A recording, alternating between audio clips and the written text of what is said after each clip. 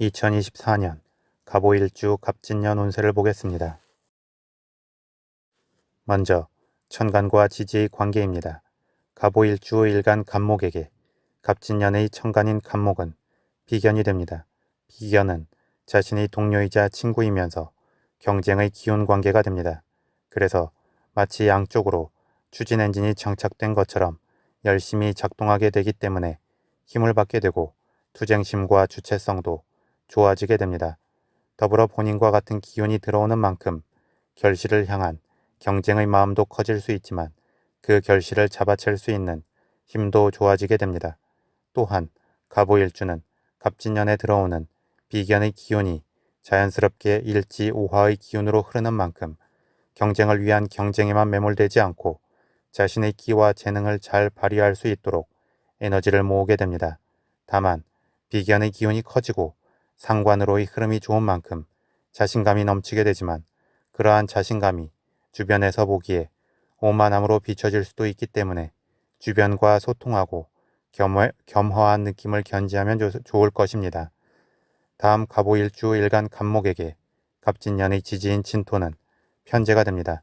편재는 정제와 달리 불안정한 재물의 흐름이고 정지된 목표가 아닌 움직이는 목표가 됩니다.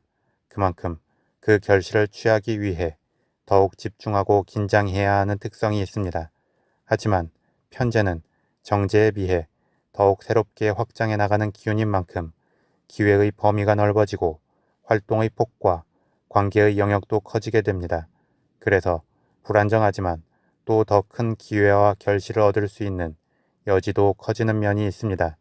그리고 갑진년의 지지인 진토 편재는 갑오일주 일지인 오화 상관의 기운을 통해 생을 받게 됩니다.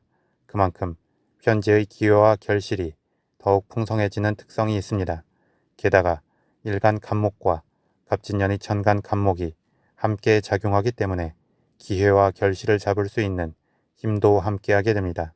그런 만큼 갑오일주에게 갑진년은 조금 예민해지고 때로는 성급해질 수도 있지만 그간 준비해왔던 것들이나 새롭게 준비하는 것들에 대해서 충분히 자신의 능력을 발휘하고 긍정적 결실을 얻게 될 것입니다. 다음 갑오일주 일지오화는 여름의 기운이고 화기운이 절정에 오른 기운이 됩니다. 그리고 갑진년의 지지인 진토는 봄에서 여름으로 넘어가는 중간의 기운이고 수기운의 고지가 됩니다. 그래서 일지오화의 열기를 빠르게 흡수하고 일간 갑목과 갑진년의 천간 갑목이 자연스럽게 뿌리를 내리게 도와주기도 합니다. 이는 충분히 큰 충돌 없이 자연스럽게 진토 편재의 결실을 차지할 수 있게 해줍니다. 따라서 갑오일주는 갑진년을 맞이하여 굳이 성급하게 움직이지 말고 차분하게 단계를 밟아가는 느낌으로 하나씩 하나씩 목표하는 바를 마무리 지어 간다면 새로운 영역과 관계의 확장 속에서도 크게 흔들리지 않고 원하는 바를 얻을 수 있을 것입니다. 다음 신살의 작용을 보겠습니다. 갑오일주는 일지도화가 일지오화가 도화살의 기운이 됩니다. 그리고 오화는 여름의 절정에 이른 기운이고 일간 갑목에게는 상관의 기운이기도 한 만큼 가장 화려하게 솟구치는 강렬한 도화의 느낌이 있습니다. 더불어 오화는 도화살이지만 화기운의 역동성도 가지고 있기 때문에 역마의 특성도 일부 함축하게 됩니다. 또한 일지오화의 지장간 안에는 식신과 상관, 정제의 기운이 내재해 있어 자신의 재능과 끼를 드러내고 알리며 인정받고자 하는 욕구도 있지만 그것을 통해 궁극적으로 현실적 결실을 얻기 위해 나아가려 합니다. 이를 통해 갑오일주는 자신의 존재감을 알리고 자신의 목표 달성을 위한 필요에 의해 움직임이 생길 수 있습니다. 이러한 갑오일주에게 갑진년에는 화개살의 기운이 들어옵니다. 화개살은 잠재적 역량이 크고 뚝심과 고집이 강하며 명예를 추구하는 특성이 있습니다. 그리고 이 화개살의 기운이 일간 갑목에게는 편재가 되는 만큼 합리적이고 현실적이고 합리적으로 자신의 잠재된 능력을 뚝심 있게 발휘하게 될 것입니다. 특히 갑진년의 기운은 백호살의 기운이고 천간 갑목이 일간과 같은 기운이 되는 만큼 진토 화개살에 잠재된 풍성한 기운들을 알차게 차지하게 될 것입니다. 따라서 굳이 과하게 덮치듯이 목표를 향해 달려들지 말고 차분하게 하나씩 이루어 간다면 자신의 일에 있어서나 어떤 창작 활동에 있어 큰 생산성을 발휘할 수 있을 것입니다. 더불어 갑오일주는 일지 오화를 기준으로 갑진년의 지지인 진토는 월살이 되고 일지 오화는 장성살이 됩니다. 월살의 기운은 일명 고초살이나 고갈살로도 불리우면서 강하게 자신의 기운이나 주변의 기운을 빨아들여 행동하기 때문에 몸과 마음이 피곤할 일들이 많이 생길 수 있다고 평가하게 됩니다. 그리고 이 갑진년의 월살의 기운은 갑오일주의 일지인 오화의 장성살의 기운을 타고 작용하게 됩니다.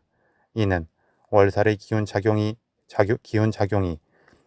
흡수하여 활성화될 수 있는 강한 에너지원을 갖게 되는 것과 같기도 합니다. 그런 만큼 오화의 기운은 흐름의 방향을 찾게 되고 그 힘에 있어 강력한 쓰임이 생기게 됩니다. 이는 일간 간목을 기준으로 볼 때 빠르게 자신의 기운이 소진되고 활용되는 느낌이 되는 만큼 자신의 재능 발현과 그것을 통한 결실의 획득이 커질 수 있습니다. 특히 일간 간목이 혼자 작용한다면 과도하게 앞으로 휩쓸려 나갈 여지가 있지만 갑진년의 천간 간목과 함께 작용하는 만큼 주도적 힘에 있어서도 크게 밀리지 않습니다. 따라서 갑오일주는 갑진년에 혼신의 힘을 다하여 움직이기도 하겠지만 그러한 흐름이 결코 헛되지 않고 본인이 힘을 쓴 만큼 충분한 결실로 돌아올 것입니다. 다만 본인 스스로가 전혀 개연성 없는 것을 목표로 하지 말고 자신의 기존의 끼와 재능을 발휘하는 흐름이 지향하는 바를 목표로 해서 나아간다면 좋을 것입니다. 추가로 갑오일주는 갑진년에 공망이 됩니다. 그런데 공망의 개념은 그 발생 연원의 기한성이 부족하기 때문에 개인적인 소견으로는 굳이 공망까지 따져 어떤 부정의 느낌을 더하여 해석할 필요는 없다고 생각합니다. 따라서 더 크게 비중을 두고 염두해야 할 것들을 떠올리면서 해야 할 바를 해나간다면 쉬어가는 한 해가 아니라 더 큰 도약을 이루는 한 해가 될 것입니다. 마지막으로 12운성론의 관점에서 보겠습니다.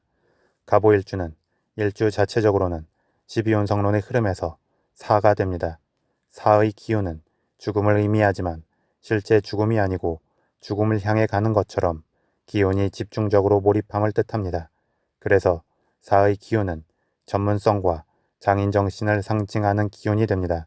특히 갑오일주는 일간 간목에서 일지사화로 목생화의 흐름이 엄청나게 빠르기 때문에 이 사의 느낌이 더욱 잘 드러나게 됩니다. 다만 몰입감이 빠르고 강하다는 것은 주변을 굳이 신경 쓰지 않을 수 있음을 의미하기도 하기 때문에 갑오일주는 종종 본인 의도와 상관없이 본인 발언에 대한 오해가 생길 수 있기도 합니다. 그런데 갑진년에는 진토 쇠의 흐름이 도래합니다. 쇠의 기운은 제왕이라는 정점의 흐름을 지나온 상태입니다. 그래서 여전히 권력에 대한 의지와 욕망은 남아있지만 한 다리 뒤로 빼고 장막 뒤로 물러선 상태이기 때문에 전면적으로 힘을 행사하지는 않습니다. 그런데 오히려 이렇게 한 발짝 뒤로 물러났기 때문에 외부의 견제를 피하면서 안정적 실속을 챙길 수 있기도 합니다.